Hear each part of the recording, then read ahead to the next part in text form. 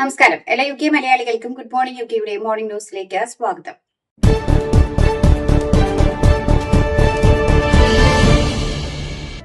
മുൻ പ്രധാനമന്ത്രി Boris Johnson Covid മഹാമാരിയെ നേരിടുന്നതിൽ ഗുരുതരമായ പിഴവുകൾ വരുത്തിയെന്ന് പൊതു അന്വേഷണ റിപ്പോർട്ട്.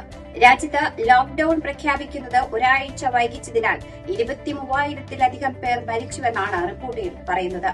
ബ്രിട്ടനിൽ കോവിഡ് മൂലം 2.3 ലക്ഷത്തിലധികം പേർ മരിച്ചിരുന്നു. 2020-ൽ വൈറസ് ഗുരുതരമാണെന്ന് ജോൺസൺ തിരിച്ചറിയുന്നതും നേതൃനിലപാട് വ്യക്തമാക്കുവാൻ പരാജയപ്പെട്ടതും റിപ്പോർട്ടിൽ കുറ്റപ്പെടുത്തി. ജോലിക്കാര്യങ്ങളിലും ബ്രെക്സിറ്റ് ചർച്ചകളിലും മുഴുകിയ ജോൺസൺ പല നിർണായക ഘട്ടങ്ങളിലും അഭിപ്രായം മാറ്റിക്കൊണ്ടിരുന്നു. ലോക്ഡൌൺ മാർച്ച് 23-ന് പ്രഖ്യാപിച്ചപ്പോൾ അത് വളരെ വൈകിയ നടപടിയായിരുന്നുവെന്നാണ് റിപ്പോർട്ട് വിലയിരുത്തുന്നത്. മാർച്ച് 16-ന് തന്നെ നടപടിയെടുത്തിരുന്നെങ്കിൽ മരണസംഖ്യ 48% കുറയുമായിരുന്നുവെന്നും റിപ്പോർട്ട് ചൂണ്ടിക്കാണിക്കുന്നു. $1 ബില്യൺ കള്ളപ്പണം വെളുപ്പിക്കൽ ശൃംഖല കണ്ടെത്തി നാഷണൽ ക്രൈം ഏജൻസി. NCA നടത്തിയ ഓപ്പറേഷനിൽ ഈ ശൃംഖല അംഗീകൃത കിർഗിസ്ഥാനി വായ്പാ ദാതാവുമായി ബന്ധപ്പെട്ടിട്ടുള്ളത് എന്നാണ് റിപ്പോർട്ടുകൾ.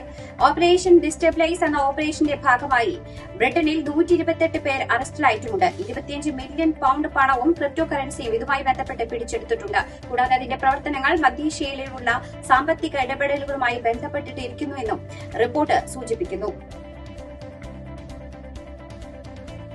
Tata consultancy services NHS supply ചെയിനൊപ്പം 5 വർഷത്തെ സർവീസ് കരാറിൽ ഒപ്പുവച്ചു. ആരോഗ്യ മേഖലയിലെ സാങ്കേതിക സംവിധാനങ്ങളെ പുതുക്കിപ്പണിക്കുകയും ക്ലൌഡ് AI ഉൾപ്പെടുന്ന ആധുനിക ഡിജിറ്റൽ സംവിധാനങ്ങൾ സ്ഥാപിക്കുകയും ചെയ്യുക എന്നതാണ് പ്രധാന ലക്ഷ്യം. ഈ മാറ്റം ആരോഗ്യ സേവനങ്ങൾ കൂടുതൽ വേഗതയോടെയും കൃത്യതയോടെയും പ്രവർത്തിപ്പിക്കുവാൻ സഹായിക്കുമെന്ന് ഉദ്യോഗസ്ഥർ അഭിപ്രായപ്പെട്ടു. ടാറ്റ ഗ്രൂപ്പിന്റെ കീഴിലുള്ള ഒരു ഇന്ത്യൻ കമ്പനി എന്ന നിലയിൽ TCS എടുത്തിട്ടുള്ള ഈ കരാർ കമ്പനിക്ക് വൻ നേട്ടമാണെന്നാണ് വിലയിരുത്തൽ. ആരോഗ്യരംഗത്തെ ഡിജിറ്റൽ മാറ്റത്തിൽ ഇന്ത്യയുടെ സാങ്കേതിക മികവ് ശക്തമായി പ്രത്യക്ഷപ്പെടുന്നതിന്റെ ഉദാഹരണമാണിതെന്ന് വിദഗ്ധർ വിലയിരുത്തുന്നു. ബ്രിട്ടന്റെ ആരോഗ്യ സേവന രംഗത്തെ നീണ്ടു നിൽക്കുന്ന വെല്ലുവിളികൾ മാറ്റുവാൻ ഈ സംരംഭം സഹായിക്കുമെന്നാണ് വ്യാപകമായ വിലയിരുത്തലുകൾ ഉള്ളത്. സ്ട്രിക്ട്ലി കം ഡാൻസിംഗിലെ പേര് വെളിപ്പെടുത്താത്ത താരത്തെ ബലാത്സംഗ കുറ്റത്തിന് അറസ്റ്റ് ചെയ്തു. കഴിഞ്ഞ മാസം അറസ്റ്റിലായ ഇയാളെ അന്വേഷണത്തിനൊടുവിൽ ജാമ്യത്തിൽ വിട്ടയച്ചതായും ഹെർട്ട്ഫോർഡ്ഷെയർ പോലീസ് അറിയിച്ചു. 2004 മുതൽ സംപ്രേഷണം ചെയ്യുന്ന സ്ട്രിക്ട്ലി കം ഡാൻസർ കഴിഞ്ഞ കുറച്ചു വർഷങ്ങളായി ചില പ്രൊഫഷണലുകളുടെയും സെലിബ്രിറ്റി അതിഥികളുടെയും പെരുമാറ്റവുമായി ബന്ധപ്പെട്ട നിരവധി വിവാദങ്ങൾ നേരിടുന്നുണ്ട്. ഈ വർഷം ആദ്യം BBC പരമ്പരയിലെ 2 താരങ്ങളുടെ മയക്കുമരുന്ന് ഉപയോഗത്തെക്കുറിച്ച് അന്വേഷണവും ആരംഭിച്ചിരുന്നു. ഓഗസ്റ്റിൽ ഹിറ്റ് ഡാൻസ് ഷോയിലെ മയക്കുമരുന്ന് ഉപയോഗത്തെക്കുറിച്ചുള്ള ആരോപണങ്ങൾ അന്വേഷിക്കുകയാണെന്ന് മെറ്റ് ഏജൻസിയും അറിയിച്ചിട്ടുണ്ട്. വിദേശ പരിശീലനം ലഭിച്ച നിരവധി ഡോക്ടർമാർ UK വിടുന്നതായി report.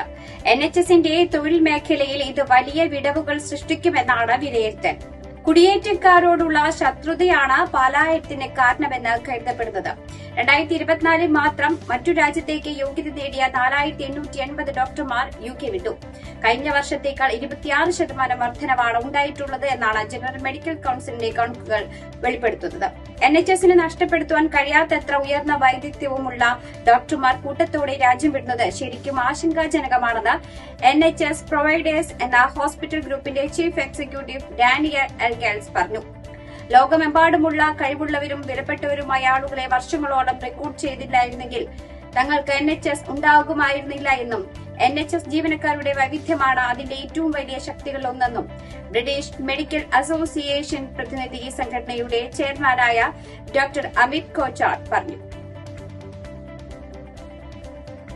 Life line product ലിമിറ്റഡിന്റെ സഹകരണത്തോടെ നടത്തിയ യുഗ്മ ഫോർച്യൂൺ ബമ്പർ 2025 നറുക്കെടുപ്പിലെ വിജയികൾക്ക് നവംബർ 22-ന് സമ്മാനങ്ങൾ വിതരണം ചെയ്യും. നവംബർ 1-ന് ചെൽട്ടൻഹാമിൽ യുഗ്മ ദേശീയ കലാമേള വേദിയിൽ നടത്തിയ നറുക്കെടുപ്പിലെ വിജയികൾക്കാണ് സമ്മാനങ്ങൾ വിതരണം ചെയ്തത്. നവംബർ 22 ശനിയാഴ്ച Preston park hall and hotel and സ്പായിലെ Yugma Shreshta Malayali UK Manikkath events Mrs and Mrs Malayali UK വേദിയിൽ വെച്ചാണ് വിജയികൾക്ക് സമ്മാനങ്ങൾ കൈമാറുക. യുഗ്മ ഫോർച്യൂൺ ബമ്പർ 2025 ലോട്ടറിയുടെ ഒന്നാം സമ്മാനമായ 10,000 പൌണ്ടിന് അർഹനായത് ഷെഫീൽഡിൽ നിന്നുള്ള ഫെബിൻ ഫിലിപ്പാണ്. രണ്ടാം സമ്മാനമായ 1 പവൻ സ്വർണ്ണ നാണയത്തിന് അർഹനായത് ലിവർപൂൾ ലിമയിൽ നിന്നുള്ള ജോബി ദേവസിയാണ്. മൂന്നാം സമ്മാനമായ 1/2 പവൻ സ്വർണ്ണത്തിന് അർഹരായിട്ടുള്ളത് വാട്സ്ഫോർഡിൽ നിന്നുള്ള റാണി സക്രയും മലയാളി സമാജം അംഗമായ സേവി വർഗീസിനുമാണ്. 4ാം സമ്മാനത്തിന് അർഹരായിട്ടുള്ളത് 8 പേരാണ്. യുഗ്മ ഫോർച്യൂൺ ബമ്പർ 2025 ലോട്ടറിയുടെ മുഴുവൻ സമ്മാനാർഹരെയും പ്രസിഡന്റ് പാർക്ക് ഹാൾ ഹോട്ടലിലെ വേദിയിലേക്ക് സ്വാഗതം ചെയ്യുന്നതായി യുഗ്മ ജനറൽ സെക്രട്ടറി ജയകുമാർ നായർ അറിയിച്ചു. യുഗ്മയുടെ പ്രവർത്തനങ്ങൾക്ക് ലൈഫ് ലൈൻ പ്രൊഡക്ട് ലിമിറ്റഡ് നൽകി വരുന്ന ശക്തമായ പിന്തുണയ്ക്ക് യുഗ്മ ദേശീയ സമിതി നന്ദി അറിയിച്ചു. ബംഗളൂരു കവർച്ച കേസിലെ പണം കണ്ടെത്തി ബംഗളൂരു പോലീസ്. എടിഎമ്മിൽ നിക്ഷേപിക്കുവാൻ കൊണ്ടുവന്ന പണമായിരുന്നു കവർച്ച ചെയ്തത്. ചെന്നൈയിൽ നിന്നാണ് പണം കണ്ടെത്തിയത്. ആന്ധ്രയിലെ ചിറ്റൂരിൽ നിന്ന് ചെന്നൈയിലേക്ക് പണം കടത്തുകയായിരുന്നു. 5 പേരടങ്ങുന്നതാണ് കവർച്ചാ സംഘമെന്ന് ബംഗളൂരു പോലീസ് അറിയിച്ചു.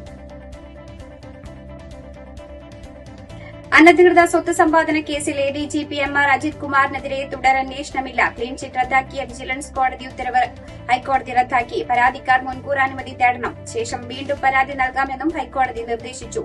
മുഖ്യമന്ത്രിയുടെ ഓഫീസിനെതിരായ വിജിലൻസ് കോടതിയുടെ പരാമർശങ്ങളിൽ സർക്കാർ നൽകിയ ഹർജിയിൽ വാദം കേട്ട കോടതി മുഖ്യമന്ത്രിക്കെതിരായ പരാമർശങ്ങൾ നീക്കി. തമിഴകം വെട്ടിക്കഴകം അധ്യക്ഷൻ വിജയയുടെ സേലത്തെ പൊതുയോഗത്തിന് അനുമതിയില്ല. ഡിസംബർ 4-ന് പൊതുയോഗം സംഘടിപ്പിക്കുവാൻ ടിവിക്ക് നൽകിയ അപേക്ഷ ജില്ലാ പോലീസ് മേധാവി നിരസിച്ചു. കാർത്തിക ദീപമായതിനാൽ തിരുവണ്ണാമല ക്ഷേത്രത്തിലെ സുരക്ഷാ ജോലിക്ക് പോലീസുകാരെ നിയോഗിക്കണമെന്നാണ് വിശദീകരണം.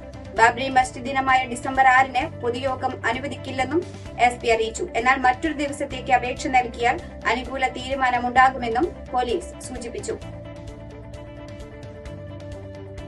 ഇതോടുകൂടി വാർത്താ ബുള്ളറ്റിൻ ഇവിടെ അവസാനിക്കുകയാണ്. എല്ലാ പ്രേക്ഷകർക്കും നല്ലൊരു ദിനം ആശംസിക്കുന്നു. കൂടുതൽ വാർത്തകളുമായി നാളെ കണ്ടുമുട്ടാം. എല്ലാവർക്കും നന്ദി, നമസ്കാരം.